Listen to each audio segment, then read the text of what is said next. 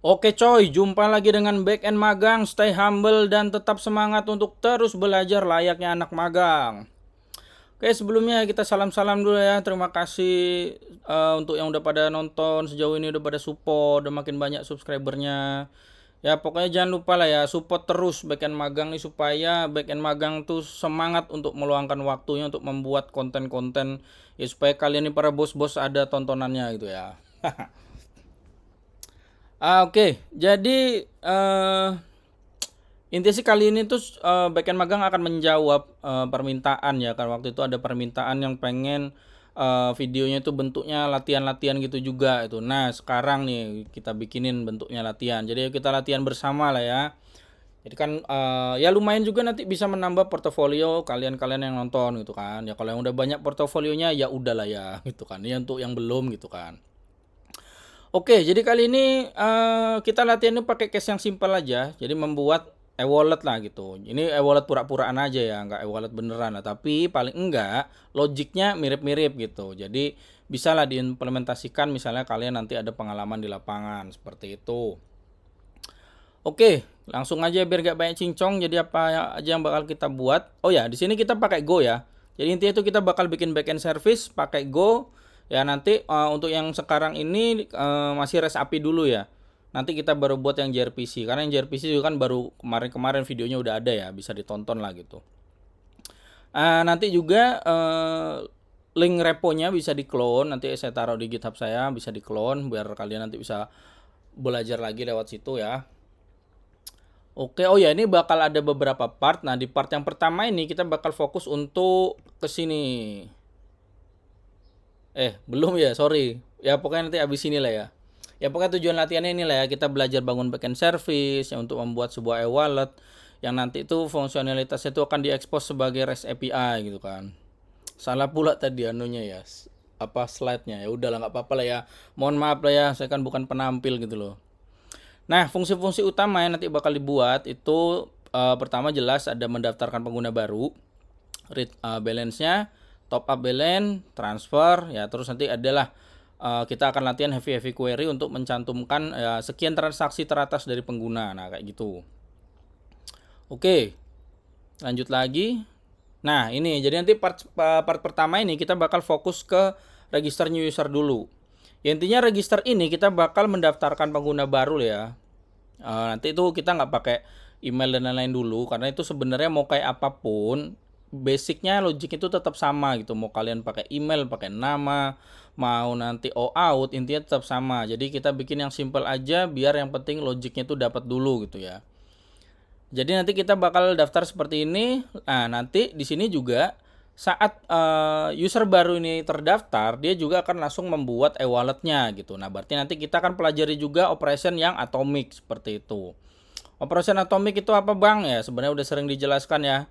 Ada di video-video sebelumnya juga, terutama yang tentang acid properties. Intinya atomic itu simpelnya adalah proses itu berhasil sekalian atau gagal sekalian. Jadi nggak ada namanya proses-proses yang nanggung gitu loh. Ketika berhasil kita commit, ketika gagal kita rollback dari awal. Jadi berhasil sekalian atau gagal sekalian. Nah, untuk API-nya seperti apa? Ya ini API kontraknya simpel aja lah aku gambarnya ya, biar nggak apa ya repot-repot banget. Ini kan tempatnya kecil juga ini. Jadi pokoknya gini ya, bodinya kita akan kirim username dan password. Responnya itu nanti ada token kalau berhasil. Terus bad request jelas kalau requestnya nggak sesuai. Terus juga kita bikin untuk usernya itu harus unik gitu ya. Jadi nggak boleh ada user yang sama gitu. Nah di sini kenapa respon code-nya seperti ini kok 201 bang, nggak 200 saja? Nah, kan ini udah saya jelaskan di video sebelumnya tentang HTTP respon. Tapi kalau ini saya ulang dikit lah ya, pokoknya 201 itu berarti kita menambahkan suatu resource, intinya seperti itu. Resource baru ke dalam database, makanya 201. Bad request ya, udah paham lah ya bad request ya. Ini intinya untuk 400 ini adalah golongan-golongan client error. Nanti bisa ditonton di video sebelumnya ya tentang HTTP HTTP code ya, HTTP respon code. Bisa dilihat di video sebelumnya. Nah, karena kita bakal bikin pengguna baru ini, nanti kira-kira database-nya tuh kira-kira bakal seperti inilah ya. Jadi nanti ada user. Ya ini untuk ID-nya kita serial aja biar nggak ribet. Terus username, nah ini kita kasih ketentuan dia unik. Terus ada password juga. Nah, ini kenapa passwordnya panjang banget Bang 250? Karena nanti kita passwordnya itu akan kita hash, jadi hasilnya bisa panjang kayak gitu ya. Nah, created add-nya ini ya standar lah ya, kita pakai timestamp, terus kita kasih default aja dia current timestamp. Jadi biar kita nggak usah sibuk isi-isi gitu. Nah, berarti nanti setelah user itu terbentuk datanya, dia juga akan langsung bikin tabel wallets-nya seperti ini. Bukan setelah bikin tabel ini, tapi enggak, maksudnya ketika data ini masuk ya, nanti dia langsung masuk ke data sini maksudnya. Berarti untuk awalnya kita bikin dua tabel ini, ada tabel user sama tabel wallet seperti itu ya. Ini kan ada user ID-nya ya. Nah, ini saya nggak ribet-ribet juga kayak ngasih dia nih foreign key gitu ya. Kalau kalian nanti mau bikin di tempat kalian nggak apa-apa, ini biar simple aja. Jadi seperti itulah ya. Nah, kenapa sih nanti saya bilangin kita pakai hash ya? Emang nanti di hash datanya. Jadi untuk register dan nanti loginnya kita bakal pakai JWT gitu. Nanti kalian akan belajar pakai JWT di Golang seperti itu. Oke, kita langsung aja ke projectnya dulu ya guys. Nah, ada di sini skeletonnya masih sama. Pokoknya ini pendekatannya clean arsitektur. Jadi saya nggak akan jelasin banyak-banyak lagi ya, karena ini udah ada di video-video sebelumnya untuk tentang skeleton ini. Paling kita akan review dikit aja ya.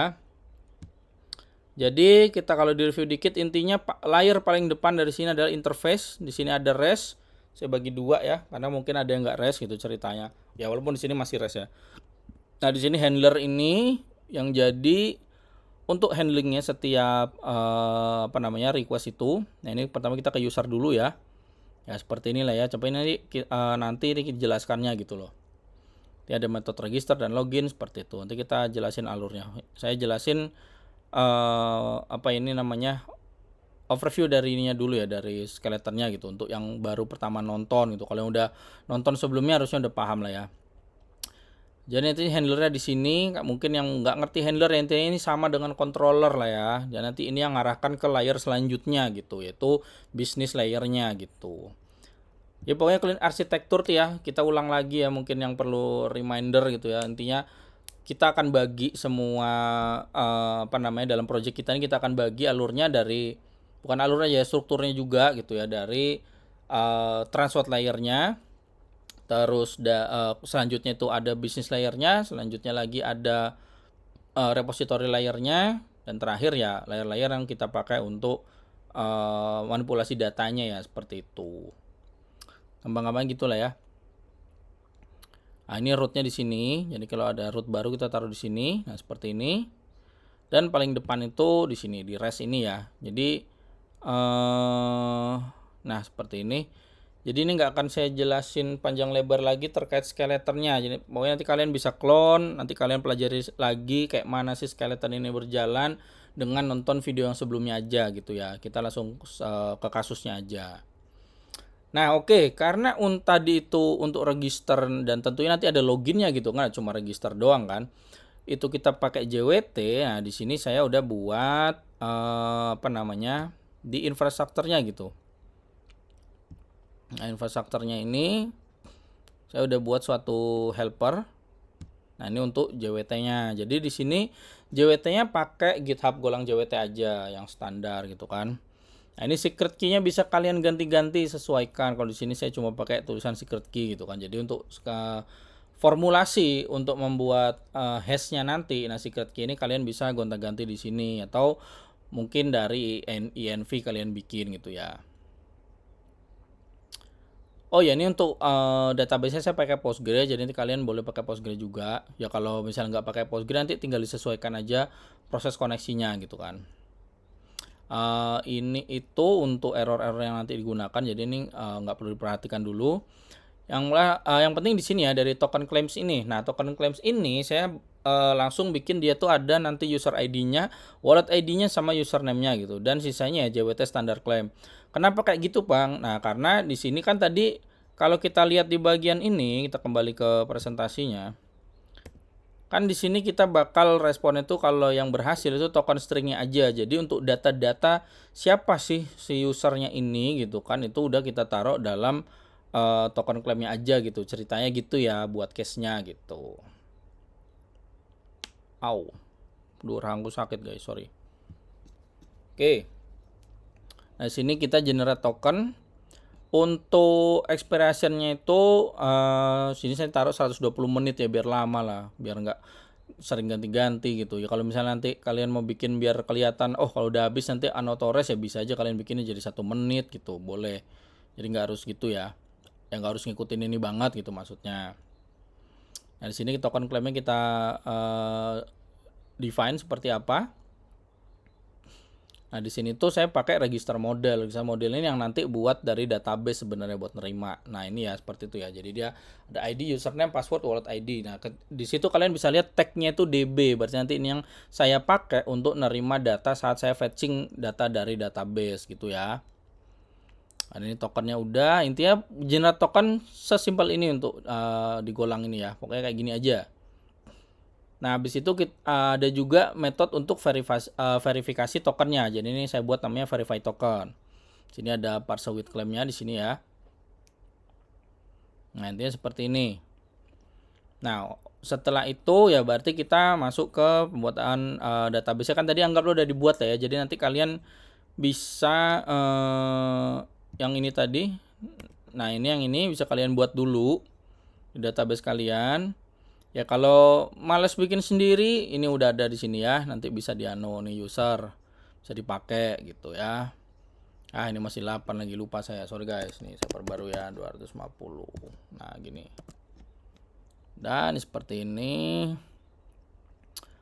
Oke, berarti setelah kita siapkan helpernya itu, kita buat itu dari layer paling dalam. Yaitu untuk ke oh ya ini nanti bakal pakai Redis ya, tapi untuk yang nanti di part ini kita belum pakai. Jadi kita buat untuk yang usernya dulu kan.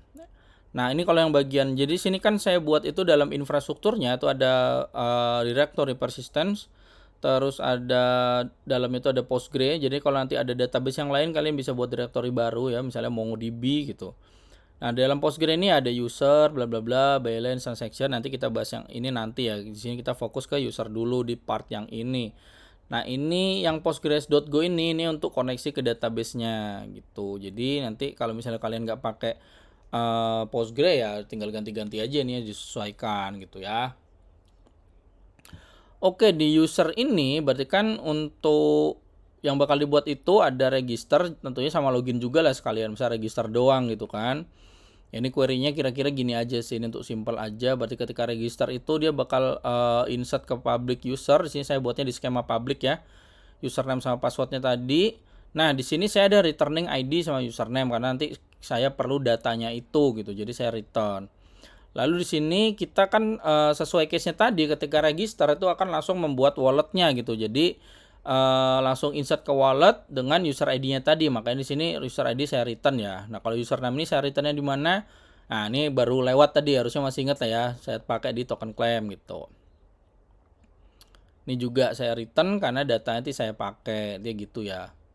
Jadi ini case-nya kita ngarang-ngarang aja gitu, tapi ya mengenal lah gitu biar kalian ya ngerti juga penggunaannya gitu.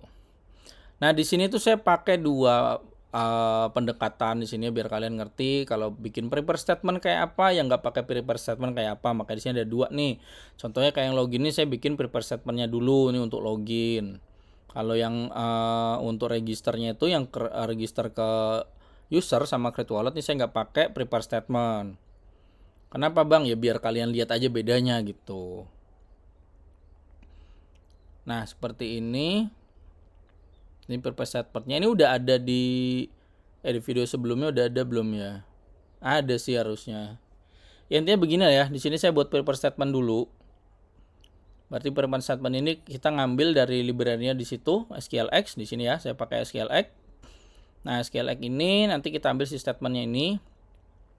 Prepare statement tuh buat apa sih bang? Nah, itu udah pernah dibahas di video sebelumnya juga sih sebenarnya. Pokoknya ini prepare statement itu berarti kita kayak membuat dulu nih suatu statementnya di mana nanti query kita itu udah benar-benar variabel yang disesuaikan aja gitu. Jadi ini akan lebih aman dari injection seperti itu. Ya cuma di sini saya nggak akan bahas detail apa sih prepare statement ya. Kalian boleh nonton di video saya yang sebelum-sebelumnya atau ya boleh cari tahu gitu ya. Nah, di sini untuk sebagai apa namanya instannya di sini ya. Si prepare statement juga saya panggil ini initnya. Dimana tadi si login ini yang bentuknya adalah SQLX statement, dibuat prepare statementnya tuh dari query yang ini gitu ya. Nah, itu udahlah sampai di situ untuk masalah yang pakai prepare statement. Nah, yang nggak pakai prepare statement gimana? Ya ini kan untuk secret ini saya bikin nggak pakai, tapi sini contohnya adalah dia tuh harus atomic. Yang seperti saya bilang tadi, atomic itu berarti berhasil sekalian atau nggak sekalian. Jadi saya bikin dia dalam bentuk SQL transaction gitu. Maksudnya gimana Bang? Jadi kan kita sebenarnya tuh bakal ngejalanin ini dulu nih, register. Kita insert dulu ke usernya. Kalau dia udah dapat, kita return ID-nya gitu kan. Nah, setelah itu ID yang kita pakai buat nge-create si walletnya gitu. Nah, di antara proses itu, kalau ada yang nggak berhasil, nah di situ bentuk si atomicnya itu tadi. Kalau nggak ada yang nggak berhasil ya berarti keseluruhan proses bakal dibatalin, bakal di rollback gitu. Tapi kalau keseluruhan proses berhasil baru di commit. Intinya seperti itu ya. Jadi penggunaan transactionnya itu seperti ini. Nah, di sini kan saya butuh nge-hash passwordnya tadi ya. Di sini ada metode hash password. Ini sebenarnya di bawah. Jadi ini ada yang huruf-huruf kecil ini kan harusnya paham ya. Kalau yang belum paham, kenapa digolong nih ada huruf gede, ada huruf kecil Bang? Maksudnya kalau yang huruf kecil ini dia private di sini aja gitu. Dia nggak public metodenya gitu ya. Nah, ini hash password itu yang buat generate passwordnya. Verify passwordnya tuh yang buat nanti ngeverifikasi kalau password yang dimasukin saat login itu benar atau enggak, seperti itu. Oke, jadi kita masuk ke registernya dulu. Nah, di register ini saya udah buat DTO-nya ya, data transfer objeknya di sini, DTO user untuk nerima ya. Di sini kan dia pakai register rec ini. Dia ada di mana di sini ya? Ada di sini.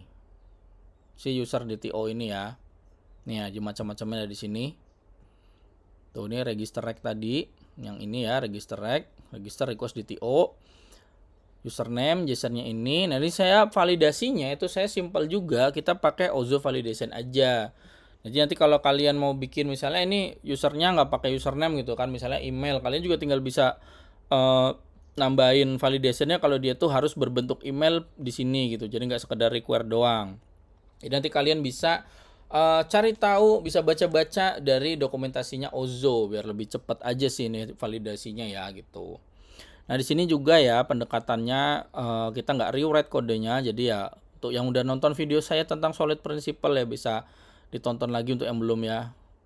Ditonton lagi kalau yang udah. Nah, yang belum nonton boleh ditonton gitu. Karena di sini ada bentuk-bentuk penerapan solid principle juga seperti itu. Jadi saya siapin DTO-nya ini yang request, responnya itu tadi token doang gitu ya. Login pun sebenarnya sama. Kok nggak dijadiin satu aja Bang? Ya biar kelihatan beda aja sih. Sebenarnya ini sama ya, bisa dipakai jadi dalam proses yang berbeda gitu selama kebutuhan requestnya sama gitu. Cuma ini dibedain aja gitu, biar kelihatan aja bedanya gitu ya. Ya kalau dalam prakteknya kalau ketika sama ya bagusnya nggak usah gitu. Nah, ini yang tadi jadi modelnya ini yang saya buat nerima data dari database-nya gitu. Oke, kita kembali ke persistennya tadi ya, si user. Jadi register itu berarti kan dia akan terima data DTO request, terus dia akan ngeluarin DTO responnya sama errornya apa, seperti itu ya. Nah, seperti ini. Berarti alurnya pertama kan kita bakal hash passwordnya. Nah, setelah itu kita akan mulai transactionnya di sini. Jadi caranya seperti ini ya, connection begin. Nah, begin ini adalah untuk memulai transaction. Nah, di sini kok ada defer gini Bang? Ya, ini nih supaya saya nggak ngulang-ngulang nulis rollback dan commitnya ini. Intinya itu kan ketika suatu proses gagal dia akan rollback. Nah, kalau dia berhasil semua baru di commit. Makanya saya pakai ini karena ini kan akan berada di akhir setiap proses gitu. Jadi contohnya gini ya, pertama ini transaction query row gitu kan. Di sini saya mau register si user. Nah, kalau dia udah selesai, kan ini saya scan result data ID dan data name ini. Yang untuk di sini saya butuh ID-nya dulu gitu kan. Nah, ID-nya kan nanti dipakai buat ke yang ini nih, ke create wallet. Nah, ketika si query row register ini gagal ataupun di sini yang gagal, nah proses itu akan di rollback di sini. Makanya saya daripada saya nulis berkali-kali di sini ya, ditambahin misalnya kalau error terus rollback, di sini saya tulis lagi rollback. Nah, supaya nggak seperti itu, jadi saya taruh di defer function ini ya gitu. Nanti kalian bisa pahamin lebih lanjut lagi lah apa sih defer function itu gitu ya. Nah, kalau ini udah, ini kan saya buat variabelnya untuk si responnya gitu kan, dan saya generate token untuk ditaruh ke DTO responnya seperti itu. Nah, setelah itu kan kita tinggal return datanya dan sama errornya apa. Nah, untuk register seperti itu ya. Nah, kalau login gimana Bang? Ya sama. Kalau loginnya di sini yang saya pakai tadi untuk si register modelnya itu ya. Ini yang buat nerima data dari database. Kok yang ini bentuknya array Bang? Ya karena biasanya kalau dari dari Postgre ketika kita melakukan seperti ini ya, select bla bla bla bla bla bla, ini bentukannya tuh dia tuh array yang diterima di sini. Makanya saya tampungnya dia tuh dalam suatu array pointer seperti ini ya. Sama juga nyiapin untuk responnya. Nah, di sini bedanya tadi pakai transaction, yang di sini kita panggil statement gitu ya. Statement login select. Selectnya terus data ditaruh di sini, data yang buat diterima, dan ini parameternya. Jadi sini saya selectnya gampang aja ya, nggak perlu sama passwordnya gitu, karena selectnya cukup dengan username-nya aja gitu. Kenapa sih kok nggak pakai passwordnya Bang? Kan passwordnya tadi di hash gitu ya. Karena passwordnya di hash kan dia misalkan kita masukkan passwordnya apa ya nggak akan sama gitu. Nah nanti gimana tuh cara nganunya? Di sini yang tadi ada metode verify password seperti itu. Jadi ini ya seperti ini ya. Ketika len datanya itu kurang dari 1 ya berarti data orangnya nggak ada gitu kan. Nah terus ini kita verify password. Terus di sini kita ada generate token gitu kan, dan sama baru kita berikan tokennya sebagai respon seperti itu. Nah, di sini kan tadi ada yang ketika kita mau create itu gitu kan, nanti ada masalah kalau dia yang konflik atau enggak itu, usernya udah ada atau belum. Nah, ini di mana Bang? Nah, itu saya langsung taruh di depan nanti. Gitu. Karena apa? Karena setiap proses dari si SQL ini akan ada error-error tersendiri gitu yang nanti kalian bisa lihat lah ya. Nah dari sini kita udah siapin untuk layer paling belakangnya, yaitu untuk ke database-nya. Lanjutnya kemana ya? Kita ke bisnis layernya ini, ke si use case. Nah ini. Nah di sini juga ada use case go ya. Ini untuk yang baru nonton. Ini tuh cuma untuk ngebungkus semua use case-nya yang nanti bakal dipanggil di main programnya gitu ya. Jadi pokoknya untuk skeleton ini gimana caranya, jalannya ada di video sebelumnya ya. Jadi kita di sini langsung ke case yang mau dipraktekin aja. Nah, di sini user sama ada metode register sama login. Ya, di sini enak ya. Bisnis area kita bikin jadinya simple aja karena semua logic yang terkait dengan database ya ada di layer paling belakang tadi, layer yang reponya gitu. Nah, di sini register berarti dia tinggal manggil si repo, register, login ya sama dia tinggal login. Nah kalau udah ini dikemanain lagi Bang ya, ini si bisnis layernya bakal dipanggil sama layer yang paling depan yaitu si handlernya gitu atau transport layer. Nah di sini dia ada di interface. Nah seperti ini. Nah di sini register ini kan kita akan buat variabel yang kita buat terima gitu ya si register reg-nya itu. Terus ini pasti kita decode si bodinya. Nah kalau bodinya udah di decode dia bakal masuk ke variabel yang udah kita assign tadi sebagai register reg DTO. Nah setelah itu metode validate dari setiap DTO yang di sini tadi ya, yang di user DTO ini ya, ini kan ada metode validate-nya itu kita panggil buat ngevalidasiin seperti itu ya. Ini si user. Nah ini ya, kalau ini udah validate berarti kan intinya ketika nih dia gagal di decode ataupun ketika dia validasinya gagal, berarti kan itu kita bisa anggap dia sebagai data invalid atau requestnya invalid. Makanya di sini saya pakai common error yang ini. Nah, ini yang common errornya dari mana sih Bang? Ya kalau itu tadi yang belum tahu bisa tonton video sebelumnya. Intinya nih saya bikin common error seperti ini ya. Ini nanti saya tinggal ini kayaknya nanti saya akan lebih sesuaikan sini error code-nya. Ini error kode yang custom ya. Maksudnya kenapa sih udah kayak gini Bang? Ini tuh untuk custom aja sebenarnya gitu. Jadi kayak misalnya nih golongan 400 gitu kan. Untuk apa ya? Ini untuk internal gitu, internal tim. Karena saya udah kebiasaan bikin gini ya, saya bikinnya gini gitu ya. Ini nanti bakal disederhanain lagi sih error code-nya gitu. Oke, nah setelah itu Ini kemana sih? Dia tuh nanti bakal ke sini nih.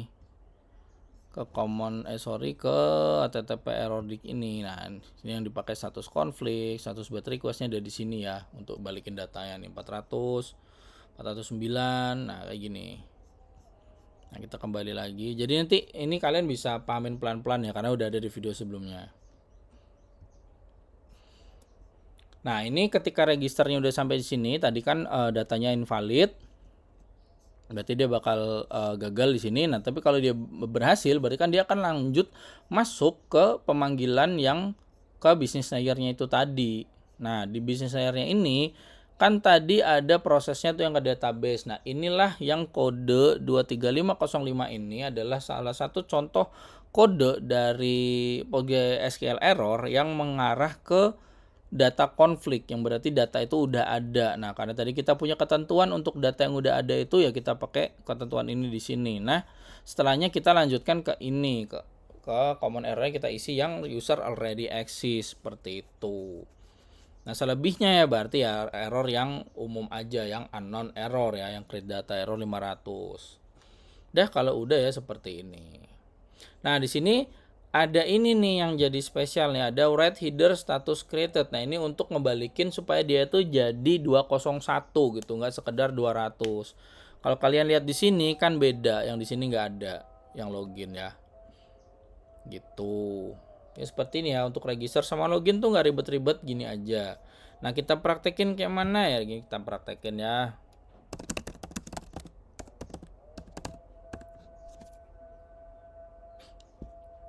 Nah, ini ada yang salah nih. Oh, connectionnya refuse.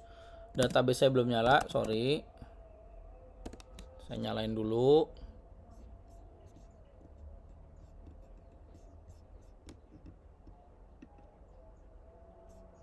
Ini udah running.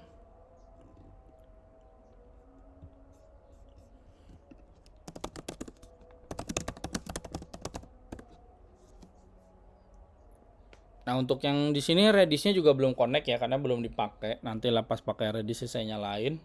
Yang part ini untuk register doang. Nah, seperti ini. Kita ke Postman. Ya ini ya, misalnya ini kan backend magang nih, tadi saya udah create gitu loh. Harusnya ini nggak bisa nih kalau saya create lagi nih backend magang. Sorry, ini login, astaga, sorry ya. Ini nih maksudnya register. Ini nanti dulu. Kita register dulu ya. Ini bagian magang tuh udah ada tadi ya, udah bisa login ya. Salah pencet guys, sorry guys. Nah, di sini dia harusnya, nah di sini dia 409 ya, dia konflik gitu. Duplicate key, value unique constraint seperti itu ya. Username already exist. Jadi kalau kita bikinnya lagi gimana ya, bikin baru aja. Misalnya bagian magang 2, passwordnya bagian magang 2 juga gitu misalnya. Saya send. Nah, ini ya dia langsung balikin, ini ada data-data ya data doang ya, data tokennya nih ada di sini gitu.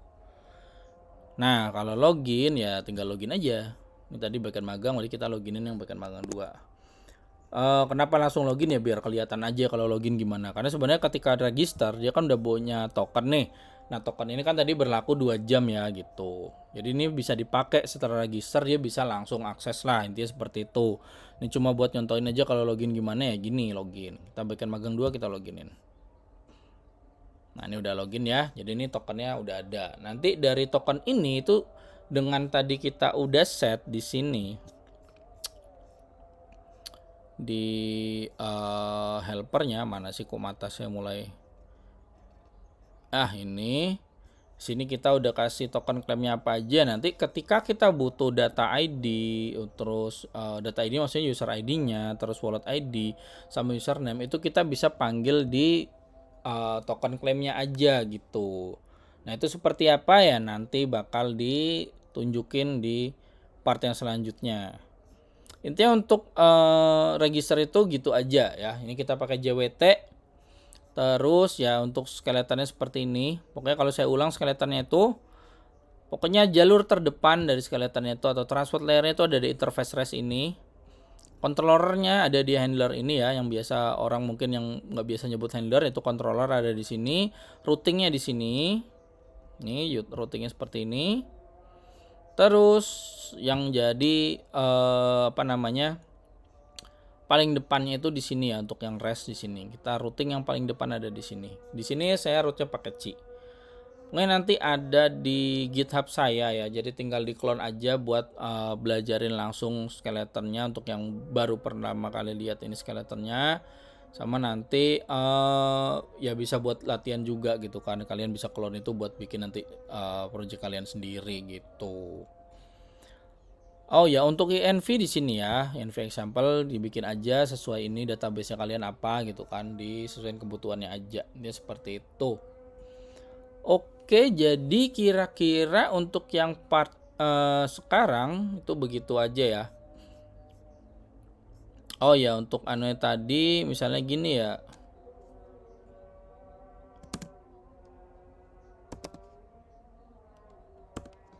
Nah, ini datanya tuh tadi kan yang saya bilang atomik ya. Jadi kan datanya itu langsung masuk. Lama banget ya buka pagi adminnya. Sebentar ya.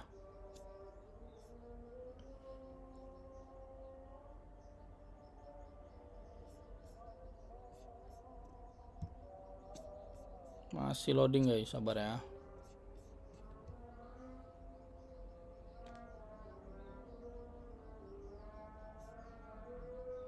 Oke.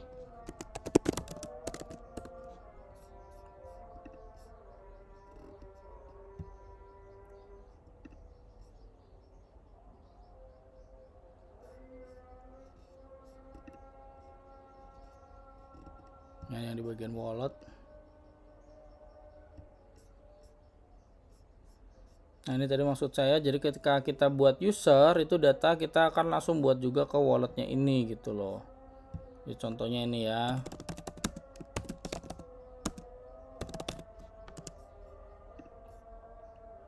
Nah, sih kan tadi udah kita bikin backend magang sama backend magang 2 nih.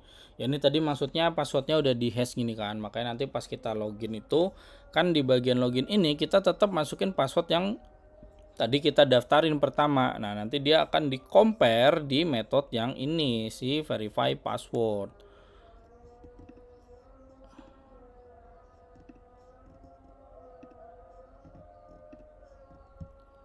Nah, di sini metode verify password ini ya. Verify passwordnya dia pokoknya bentuknya adalah password hasil hashnya terus input password yang kita inputin tadi. Hash password ini dari mana sih ya? Dari query yang ini tadi kan pas login itu kita bakal ngeluarin data kan. Result datanya apa sih ya di sini? Nah, ini pas login ya kan dia keluarin user ID, username, user password dan lain-lain. Ada wallet ID juga. Jadi ini ada join di sini ya. Nah, ketika user password udah didapetin, kan berarti di login itu, nah di sini result data ini kan yang hash passwordnya, password yang udah di hash nih yang udah ada di database sama dibandingin dibandingin sama data password yang kita input. Data password ini yang dari request dari sini ya, data ini. Nah, ini kita bandingin. Kalau dia sama, maunya dia berhasil di sini dia menghasilkan nggak error ya berarti passwordnya benar. Intinya seperti itu. Nah, jadi ini di sini kan dia langsung aja terbentuk wallet. Nah, ini ya, dia udah ada ID-nya sama user ID ini tadi 23 sama 25. Backend magang sama backend magang 2. Dia seperti itu. Oke, jadi ya kira-kira untuk yang case ini begitu aja ya guys. Untuk yang part pertama kita untuk proses registernya dulu. Kalau besoknya itu kita bakal bahasnya nih case kedua itu untuk balance sheet dan top up gitu. Jadi tunggu aja untuk video selanjutnya di kasus latihan ini. Terima kasih yang udah support sejauh ini. Terus support backend magang dengan subscribe, like, dan share. Ya terutama share ya, karena siapa tahu ada nih teman-teman kalian, rekan-rekan kalian gitu kan yang punya masalah yang sama, yang mungkin bisa terbantu dengan apa yang udah saya share di video-video saya. Nanti seperti itulah ya. Jadi ya pokoknya sekali lagi terima kasih, salam backend magang.